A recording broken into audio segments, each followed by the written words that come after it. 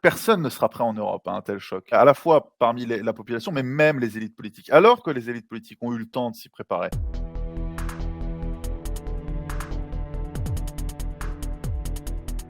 C'est vrai que récemment la Suède, mais pas que la Suède en fait, hein, ça fait maintenant un certain temps, que la Pologne aussi, certains des pays baltes, et d'autres pays, là encore récemment la Roumanie et puis l'Allemagne en fait, hein, alertent sur la possibilité d'une guerre ouverte, une lutte armée directe en fait, hein, entre la Russie et l'OTAN.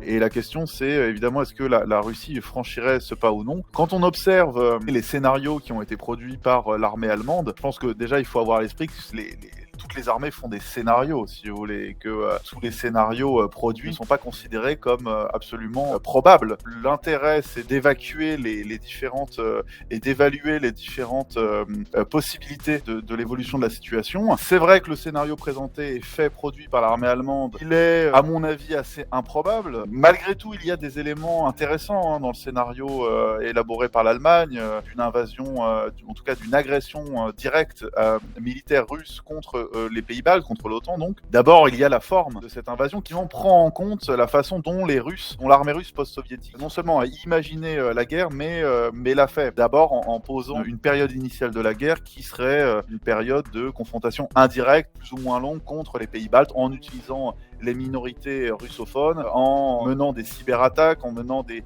attaques psychologico-informationnelles, en menant une stratégie de subversion des élites et de subversion de ces pays, avant de lancer une attaque qui serait précédée par ailleurs par une phase de dissuasion stratégique, d'intimidation, avec le regroupement et le déploiement de nombreux soldats russes aux frontières des États baltes. Si vous voulez, ces dimensions peuvent être séduisantes sur la façon russe de procéder, ça paraît quand même assez improbable. D'abord parce que le scénario évoqué, en fait, part du principe que l'armée russe réussirait à battre l'armée ukrainienne dans les 4 à 5 mois ou 6 mois à venir, ce qui est quand même assez improbable. L'Ukraine a encore de la réserve. Et au fond, même si, voilà, sur le temps long, la Russie a des avantages que l'Ukraine n'a pas, et peut-être des alliés qui seront amenés à soutenir la Russie de façon plus déterminée, plus intense et sur une longue durée que ceux de l'Ukraine. Pour autant, est-ce qu'il faut exclure, en fait, un scénario de guerre entre la Russie et l'OTAN? Je crois pas. Je crois qu'il faut absolument pas exclure un scénario de guerre entre la Russie et l'OTAN. Simplement, il faut le considérer avec mesure. Il faut que notre imagination soit tempérée par notre raison. Personne ne sera prêt en Europe à un tel choc, à la fois parmi la population, mais même les élites politiques, alors que les élites politiques ont eu le temps de s'y préparer. Mais tout leur investissement pour l'Ukraine jusque maintenant montre que les élites européennes cherchent à éviter la guerre, ce qui est très bien, mais elles se croient à distance de la guerre. Je pense qu'elles n'ont pas très bien compris ce qu'il se passait en Ukraine et au-delà de l'Ukraine, ce que l'Ukraine avait non pas déclenché en soi, mais ce qu'elle avait accéléré. Et au fond, je crois que si les élites européennes ne se mettent pas au diapason, c'est-à-dire si elles ne comprennent pas que la guerre n'est plus qu'une possibilité théorique et lointaine, mais une possibilité concrète, même si pour l'instant assez improbable, mais concrète et possible, eh bien, elle sera dépassée. Et au-delà, en fait, ce serait un scénario qui ne se serait pas produit depuis 80 ans en Europe, c'est-à-dire des puissances occidentales, européennes, attaquées par une puissance impériale et expansionniste. Toute une alliance, d'ailleurs, qui serait en fait mise à mal, mise en grande difficulté avec des États-Unis de plus en plus, alors je ne sais pas si on pourrait dire que les États-Unis sont de plus en plus isolationnistes, mais en tout cas qui ont de moins en moins envie de s'impliquer pour la défense de l'Europe. Donc ça pose quand même de grandes questions et de grands défis à l'Europe en tant qu'entité politique et stratégique en devenir. Il est toujours possible, entre maintenant, là où on parle, et quelques années, de prendre des mesures adéquates sur les plans industriels, organisationnels, y compris informationnels d'ailleurs, techniques, morales, et aussi d'adapter la posture dissuasive de l'OTAN. Parce que l'attaque à grande échelle, l'invasion à grande échelle de l'Ukraine le 24 février 2022, c'est aussi dû à une faille de la posture dissuasive occidentale, dans le sens où cette posture est essentiellement réactive et cherche à éviter un conflit et cherche à éviter la guerre en tant que telle, en tout cas pour ce qui la concerne, ce qui est très bien, c'est à ça que sert la dissuasion, mais parfois elle a été trop réactive. Quand vous entendez Biden, le président américain, expliquer que de toute façon les États-Unis n'interviendront pas en Ukraine, quoi qu'il se passe, c'est quand même problématique du point de vue de la posture dissuasive américaine. Et ça devra être changé, quitte à prendre une posture plus proactive en fait, et peut-être moins prévisible.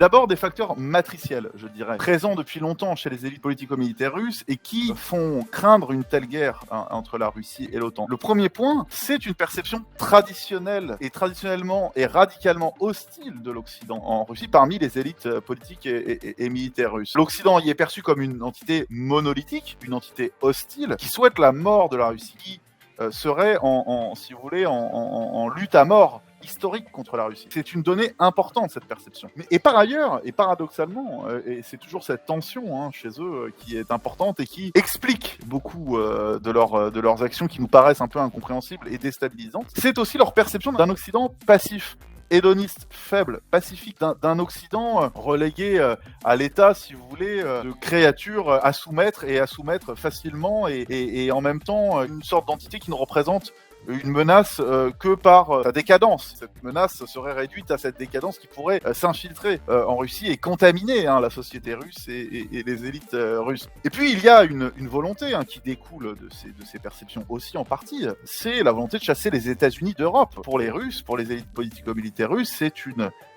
une anomalie de l'histoire en vérité.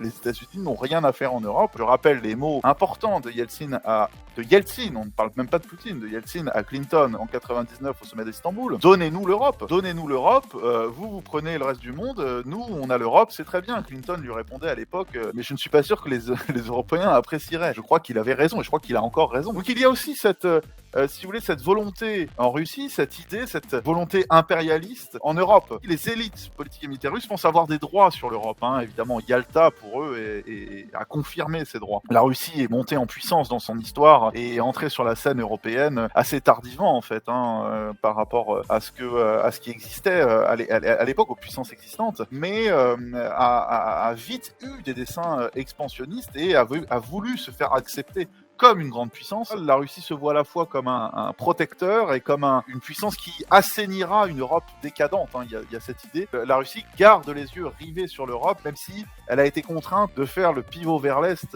un pivot qui lui est largement défavorable et qui ne servait à rien d'autre pendant très longtemps, en tout cas, qu'à faire chanter les Européens. Chanter les Européens et les Américains. La Chine est une bouée de sauvetage, et c'était évidemment pas prévu ainsi.